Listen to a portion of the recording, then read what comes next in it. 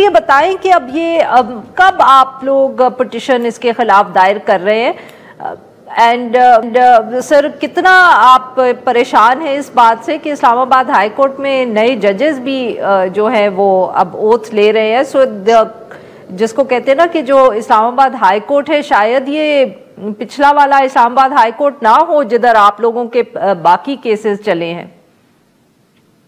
دیکھیں عارفہ، بالکل بوگس، بے بنیاد، فیک، یعنی کسی شہادت کے بغیر یہ کیس تھا. ججمنٹ تو ہمیں ایکسپیکٹڈ تھی کہ یہی سنائی جائے گی. جج صاحب کے ہاتھ میں قلم ہوتا ہے، وہ جو مرضی لکھ دیں. یہ اس قسم کی ججمنٹ ہے کہ انہوں نے اپنی من مانی لکھ دی اور جو ایکچولی ڈیفینس تھی اور جو کیس ہے اس کو بھول گئے. سب سے بڑی بات یہ تھی اس کیس کی کہ یہ ثابت کرنا تھا نیب نے کہ پیسہ جو 190 ملین پاؤنڈز کی بات کرتے رہتے ہیں، کیا یہ پیسہ چوری کا پیسہ تھا کہ نہیں. اس کے اوپر سارے کیس کا جو عمارت ہے وہ کھڑی تھی کہ اگر یہ چوری کا پیسہ ہے پھر تو حکومت کا اس پہ حق تھا. پھر تو آگے بات چلتی ہے کہ کابینہ نے کیا فیصلہ کیا، کیا نہیں کیا.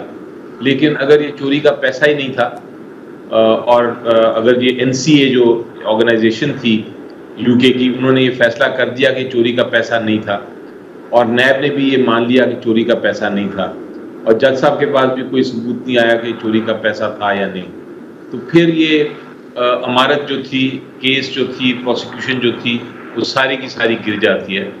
اور یہی ہے اس کیس میں سارا معاملہ کہ چوری کا پیسہ نہیں تھا.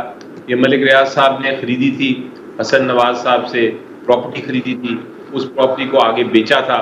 بیچنے کے بعد وہ پیسہ ان کے اکاؤنٹ میں آیا تھا، وہ فریز کیا تھا NCA نے، اور NCA نے فیصلہ کر دیا کہ یہ جو ہے چوری کا پیسہ نہیں ہے.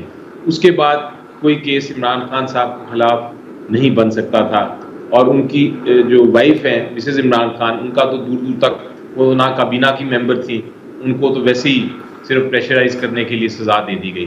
تو یہ کیس ہے. بالکل ٹھیک سر، بالکل ٹھیک سر. اس کے ڈرافٹنگ ہو گئی ہے اس کی تقریباً ختم، اور انشاءاللہ کل یا پرسوں اس کو ہم فائل کر دیں گے اسلام آباد ہائی کورٹ میں. اب آپ نے دوسری بات کی کہ اسلام آباد ہائی کورٹ میں ہمیں کیا خدشہ ہے کہ کیا ہوگا. ابھی تک تو آپ نے دیکھا کہ سائفر کیس اسلام آباد ہائی کورٹ گیا، وہ ختم ہو گیا. اس کے اوپر بھی کہتے تھے، بڑی بڑی باتیں کرتے تھے کہ سب سے مضبوط کیس ہے، یہ تو ایڈمیشن ہے، یہ تو سزا ہو گئی ہے اور یہ تو سزا کبھی ختم نہیں ہوگی. لیکن وہ اسلام آباد ہائی کورٹ نے ختم کر دی. اسی طرح توشہ خانہ 1 کیس میں بھی یہ کہتے تھے اوپن اینڈ شٹ کیس ہے، بالکل یہ تو بالکل کلیئر کیس ہے اور اس میں بہت جرم کیا ہے. وہ پہلے دن ہی عدالت نے کنوکشن بھی، میں پیش ہوا، پہلے دن ہی کنوکشن بھی اور سینٹنس بھی سیٹ اسائڈ کر دیا. اس کیس میں بھی یہی ہونا ہے، کیونکہ سب سے پہلا سوال اسلام آباد ہائی کورٹ پوچھے گا، چاہے جو بھی جج صاحبان ہوں بیٹھے ہوئے، وہ یہ پوچھیں گے کہ آپ یہ بتائیں کہ چوری کے پیسے کی آپ کے پاس کہاں سے ثبوت ہے کہ 190 ملین حکومت کا پیسے کیسے بنتا ہے. صحیح سر، اگر آپ اجازت دیں تو میں ذرا اشتر صاحب کو بھی گفتگو میں شامل کروں. We just come back to this point. Ashtar صاحب، آپ نے ظفر علی صاحب کی بات سنی، علی ظفر صاحب کی. سر یہ ایک ایشو ہے تھوڑا سا بہت ہائی لائٹ کیا ہے پاکستان تحریک انصاف نے کہ جی یہاں we have no proof of the fact کہ یہ چوری کا پیسہ ہے، کیونکہ NCA اور ملک ریاض صاحب کے درمیان جو بھی اگریمنٹ تھا وہ تو it was not made public اور نہ وہ کورٹ کے اندر پیش ہوا. تو یہ پیسہ انہوں نے کانفسکیٹ کیا، پھر ملک ریاض صاحب کے حوالے کر دیا. کلیئرٹی نہیں ہے کہ کہیں کوئی یہاں جس کو کہتے ہیں نا کرائم اسٹیبلش ہوا ہے، نہ پاکستان میں کسی اتھارٹی نے کیا. I wish it was that simple. It is not that simple. کہہ دینا کافی شاید نہیں ہوتا. اس میں 2 باتیں آئیں گی. ایک تو یہ کہ دستاویزات اس کے اوپر کیا ہیں، دوسرا یہ کہ اس میں شواہد کیا ہیں.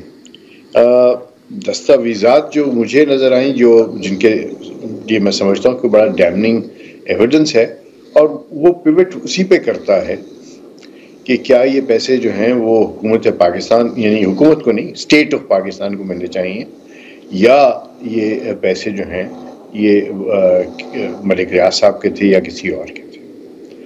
تو اس میں لیٹیگیشن صرف پاکستان میں نہیں ہوئی، لیٹیگیشن صرف جو ہے وہ آپ کے احتساب عدالت میں نہیں ہوئی. یہ لٹیگیشن جو ہے اس کا جو بنیاد ہے وہاں پہ جس کو کہتے ہیں نیشنل کرائم ایجنسی، اس کی فریزنگ آرڈر اور ڈیپورٹیشن آرڈر کے اوپر ہے. ملک ریاض صاحب کی فیملی کو ڈپورٹ کرنے کی پروسیڈنگز شروع ہوئیں.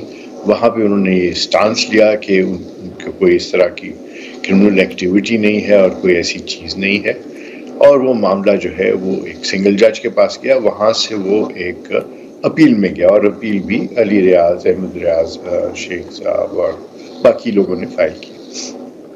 اس اپیل کی ججمنٹ بھی موجود ہے. اٹ از اپرووڈ، یعنی اٹس پبلک نالج.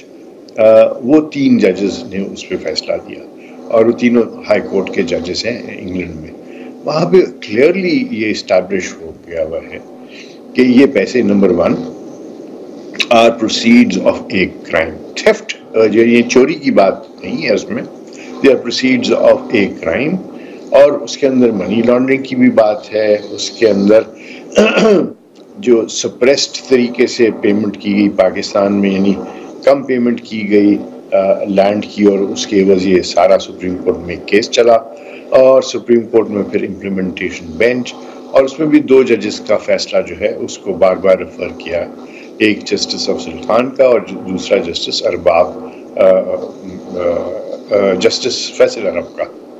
اس میں ڈیسنٹ تھا ایک سپریم کورٹ کے جج صاحب کا. انہوں نے صرف یہ کہا تھا کہ اس کو ری ایویلیویشن کر دیا جائے. اور یہ پیسے جو ہیں جب یہ ڈیٹیکٹ ہوئے اور فریز ہوئے تو اس کے اوپر پوری پروسیڈنگ چلی ہیں. میرے خیال ہے کوئی 30-32 صفحے کا فیصلہ ہے، شاید 35 صفحے کا فیصلہ ہے.